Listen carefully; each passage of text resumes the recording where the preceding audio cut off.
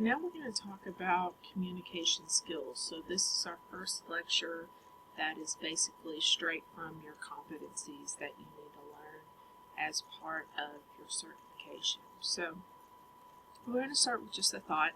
A man is seldom better than his conversation. This is a German proverb. And this emphasizes how important what you say and how you communicate is, because it's a reflection of who you are and what you stand for. So, effective communication skills are a critical element in your career and your personal life. We all must use a variety of communication techniques to both understand and be understood. So, what is communication? Communication is the process of sending and receiving information among people. You have the sender, and then you have the receiver, and both of them become a sender and a receiver at the same time. The sender will send feedback, or what we call them, actually they send the medium to the receiver, and then the receiver sends feedback, and it's a constant circle, and they're encoding and decoding all that information as they get it. And this happens fairly fast, but this is kind of the process of it. So the shopping list exercise, we're going to do this in just a second. So most common ways to communicate. Well, you can do that through speaking. You can do that through writing. You can do that through visual imagery. So if I show you a picture, you kind of get an idea of something. And then through your body language. Your body language says a whole bunch about what you're trying to say, whether your arms are crossed, whether your legs are crossed, whether you're waving your hands in the air, whether your eyes are squinted, whether you're rolling your eyes. Body language says a whole lot about what you're trying to say. And we're going to talk a little bit about body language. So our communication goals. So our goals can be varied. We can want to change their behavior. So let's think about this on a personal level. Your children constantly leave stuff all over the floor, never pick up after themselves, and you want to change that behavior. How are you going to communicate to them to get them to change that behavior? Not short term, but long term, so that you don't consistently have to yell, don't consistently have to bicker. How do you get them to change that behavior? To get and give information. I mean, we're trying to learn more about why they keep leaving stuff on the floor. So that's one communication goal. To persuade, to get them to go our way, to get them to start doing what we want them to do. To ensure understanding, to completely understand why they value that phone, TV, video game over taking out the trash. Or to get an action, to get a behavior done. So there's a lot of distortions in communication. So if you have a sender and you have a receiving, there's a lot of things in between that can affect that communication. The willingness to hear the communication, the time it's taking for them to get the information or to do something. What is the benefit and the consequences? Is there a benefit to hearing what you have to say? Is there a benefit to understanding what you have to say? Is there a competition between you and the other person? Is there interest? Do they have a belief system that prevents them from listening to you? Or perhaps it's a male who don't value a female's perspective. That right there is a belief system that hinders you from getting your message across. Is there sensitivity to it? Are they being I'm trying to think of the right word. Or are they being sensitive to the topic? Do they feel insecure? That's the word that I'm looking for. What are their role expectations?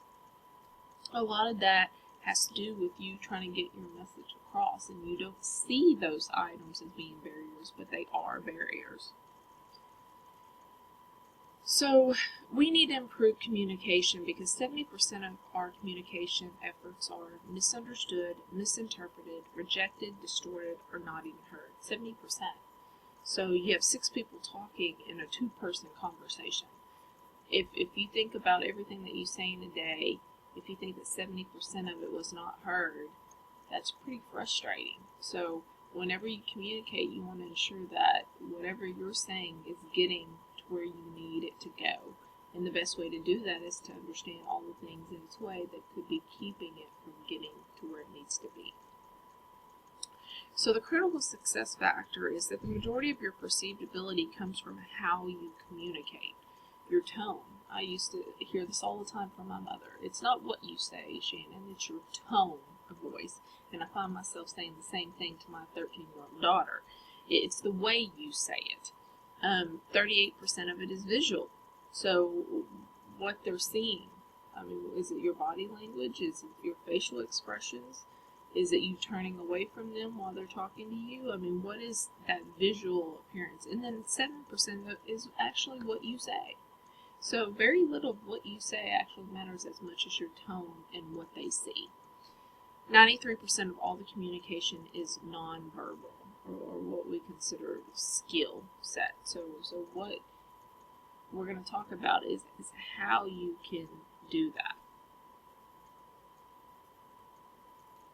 And we'll do this exercise in class. So common communication errors. Oftentimes we finish each other's sentences.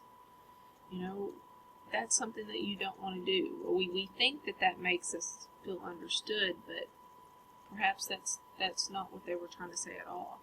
Or we prepare a response before someone has even completed speaking.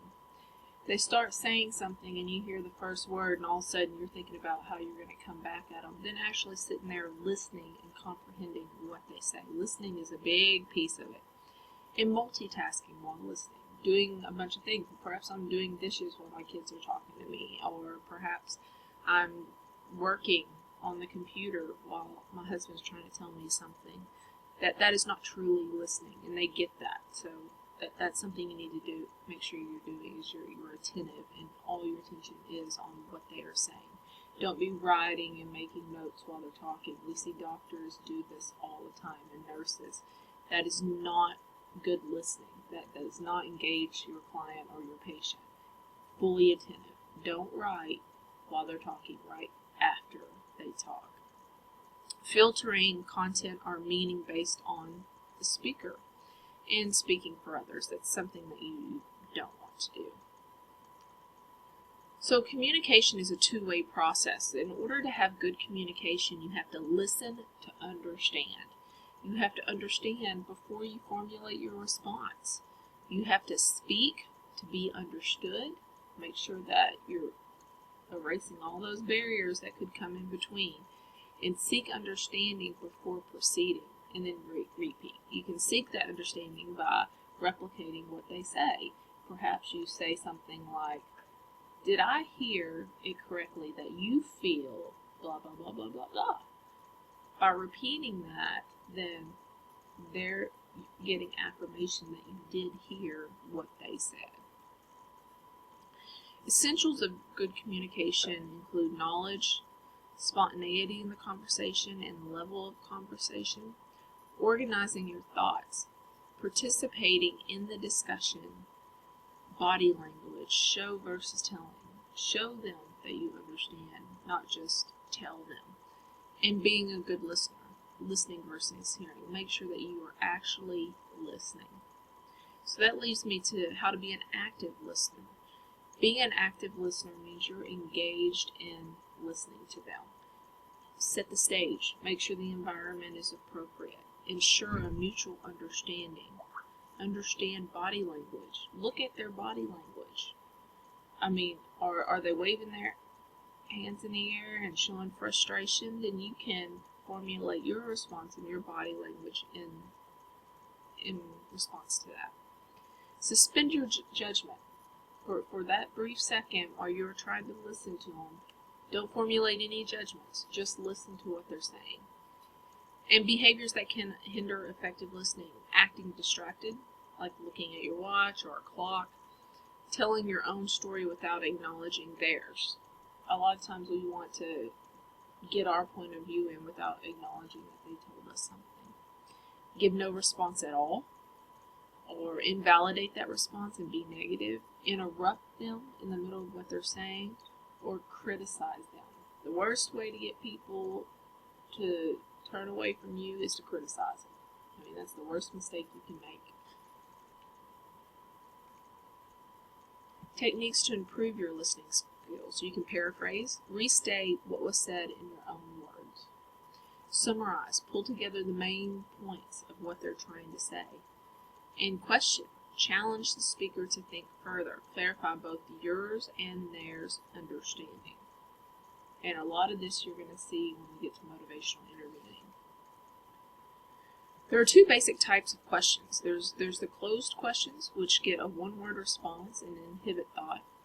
Questions that begin with who, when, and which are considered closed-ended questions.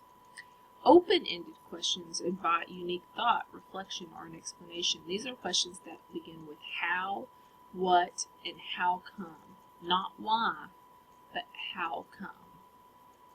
Because why makes it a really negative connotation, so don't use why. Practice questioning. So we're going to practice some of this stuff in class. Improving communication. Don't use cliches. Be concise. Be very, very concise, very specific. Sincerity. Don't praise yourself. Avoid argument. Be tactful. Use silence. Silence is important. And enunciate. Clear, loud syllables. Flexibility of your tone. So we'll do that in class. And we'll talk about all this. Remember to write down your questions and thoughts, and then in class we're just going to start doing all the exercises.